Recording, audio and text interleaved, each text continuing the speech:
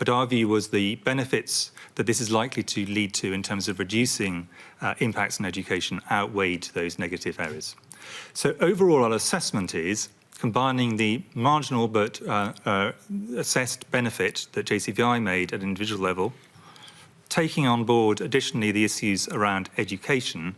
Our view was the benefit exceeded the risk to a sufficient degree that we are recommending to our ministers in all 4 nations that they make a universal offer, and I want to stress the word offer, of vaccination to children 12 to 15, in addition to the ones that have already been given it.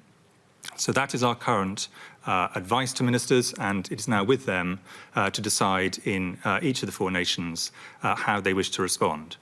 Just want to add one additional thing, and then I'd like to ask Dr. Rain and Professor Lim to add from their sides and then turn to my CMO colleagues. And that is that we are really clear that it is very important that this balanced decision of how the benefits exceed the risks, but the fact that these are closer than they are in, for example, people in their 50s, 60s, 70s, are communicated fairly and properly to children, young people and their parents, so that they can make a considered decision. That's very much something we think is important, and that children, young people and their parents are supported in the decisions they make, and there is no stigmatization of people either for accepting or not accepting vaccination. We do think this is really critical. And our colleagues in general practice and in paediatrics and child health will work with colleagues in public health to try and help make sure that that balance of understanding is presented in an appropriate way that actually makes sense and is comprehensible by people at different ages about what's going on. So that is our overall advice, but that important rider at the end. So I'd like to turn, if I may, to Dr. Rain, just to add some comments from MHRA's point of view. Well, thank you, CMO, and good afternoon. As the independent regulator for the UK for medicines and vaccines, we have rigorously reviewed all the data on safety, quality and effectiveness of Pfizer and Moderna for use in young people and children 12 to 15 years old. And this data was also reviewed by the Commission on Human Medicines, its expert advisory group on vaccine benefit risk, and the Paediatric Medicines Expert Advisory Group, all leading experts in their field. Over 2,000 children were studied, 2,000 aged 12 to 15 in the trials. Immunogenicity studies showed similar neutralizing antibody levels in adolescents as in young adults. And these results, together with the clinical trial data, showed a very high level of short-term efficacy, consistent with that seen in adults. And in fact, there was evidence that the vaccine provides protection even before dose 2. These are extremely positive results.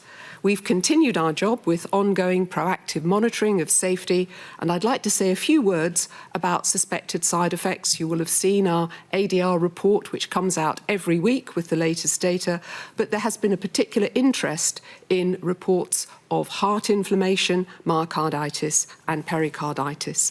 These both happen very rarely in the general population, and our job is to continually review the balance of what we observe against what we expect to see. We've undertaken a very thorough review, both of the UK and the international reports. There's a consistent pattern. There are slightly more often frequently do we see cases in young males and after the second dose. But overall, the conclusion of our expert advisors is that these are mild cases. Individuals usually recover within a short period of time with standard treatment. And our advice remains that the benefits outweigh the risks of getting vaccinated, and this includes those aged 12 to 15.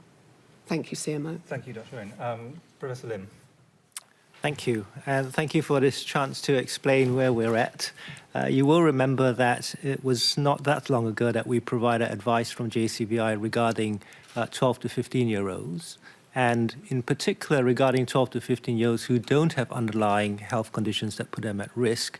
We concluded that there was overall marginal benefit from vaccination. We felt that that marginal benefit was not sufficient to advise universal offer of vaccination. I also want to stress today that JCVI obviously recognizes the large impact that the pandemic has had on our children. And this is not simply because of direct infection or illness on children, but because of the many other factors involved in the pandemic, not least social isolation. missing school and being off school has had a particularly profound impact on our children. This is an impact not just on educational attainment, but also on mental health and all the other learning that comes from socially interacting with our peers and colleagues and in teachers as well. So an important question that arises is to ask, to what degree does vaccination reduce time off school for our children?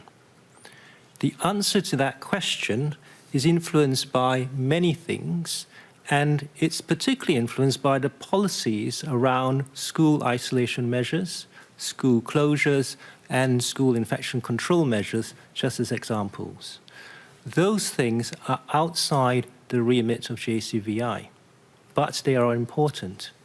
And it was because of that that when we gave our advice to ministers, we highlighted to ministers that there are other factors that are worth considering and suggested to ministers that they could, if they wish to, ask the CMOs to assess the impact of vaccination on these other factors.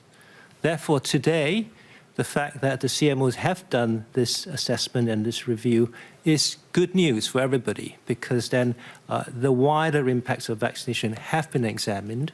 And I want to stress that this by no means means that there is any conflict between the advice provided by JCVI and the advice and decisions that's been provided by the CMOs to the Secretary of State.